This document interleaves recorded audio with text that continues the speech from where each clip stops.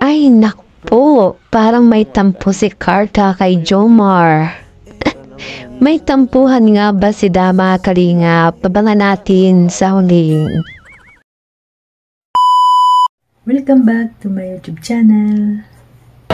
May gawin ka sa wala. May mga sabi at masasabi yun. Hindi naman dahil din. Oo, saan pa pala? Ikaw, dahil sa'yo. Ba't ako? Hindi ko alam kung totoo ka ba. Ha? Ano, parang ano? Parang ba to? May tayo ko sa ba ni Kuya Rama?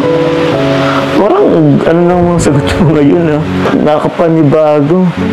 Sobra. Hindi ka naman ganyan makipag-usap sa akin eh. Seryoso po ako.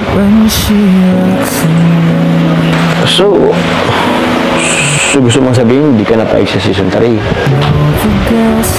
Yun ba, nabanggit mo ba kay Kuya Ramo na sabi mo na ba yun sa kanya? Hindi pa. Sasabihin ko pa lang. Sabihin mo eh.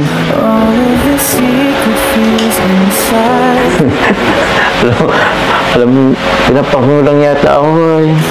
Nag-usap na tayo. Jay, prank ba to? Ba't naman kita ipaprank? Eh kasi, hindi yan yung kadalasang lumalabas sa bibig mo eh.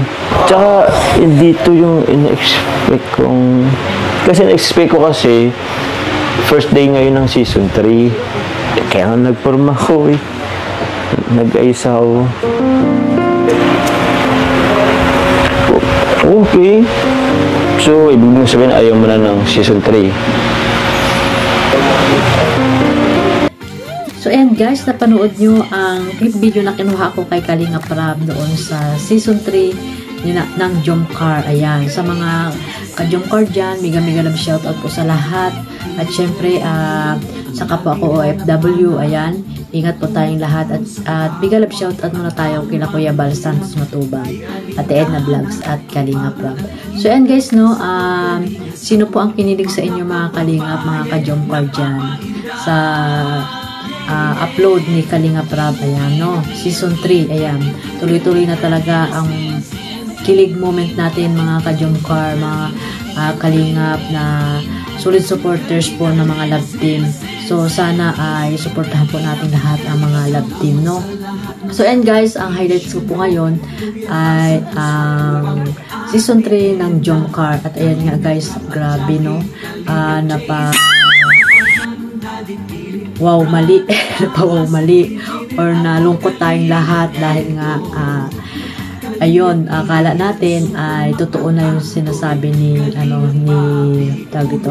ni Carla kay Jomar, at yun nga ay nagkaroon pa sila ng tampuhan.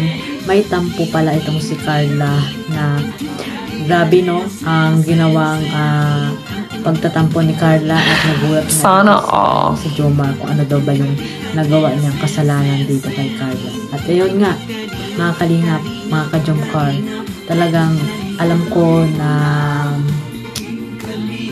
nalungkot kayo dahil sa ang akala nyo ay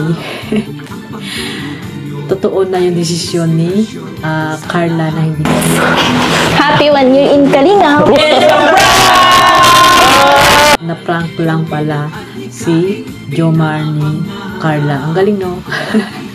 Na-prank ni Carla si Jomar. At yun nga, talagang kala ni Jomar ay totoo na yung desisyon ni Carla na hindi na siya sasali sa season 3. At alam naman natin hindi magagawa ni Carla yon dahil kung wala ang Kalingap, wala si Kalinga Prab, ay wala din naman siya sa kinatayuan niya ngayon or kinalalagyan ng pamilya niya ngayon, kung ano sila, kung anong meron sila, kung anong meron ang buhay nila ngayon. So and guys, no, napakabait itong si Carla. Alam ko hindi ito magbabago, at sana nga ay hindi sila magbago ni Jomar kung ano man yung narating nila ngayon sa buhay nila. Alam naman ni Carla time management. Ayan, kung nag-aaral man siya, alam naman nila Kalinga Prab kung paano i-handle yung oras ni Carla, at hindi ito tuhan ang kanyang pag-aaral. Ayun. Hindi maapektuhan ang kanyang pag-aaral dahil alam naman nila Kalinga Prab na nag-aaral itong si Carla. At yun nga, gagraduate na si Carla. Congratulations sa iyo, Carla. Ayan.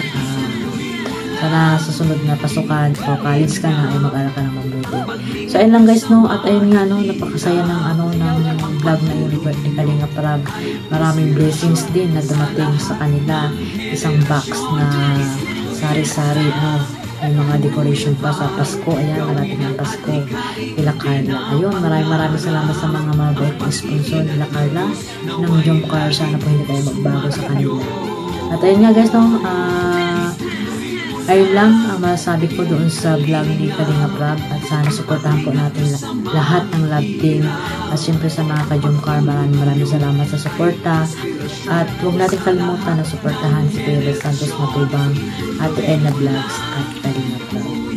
God bless us all. Bye bye.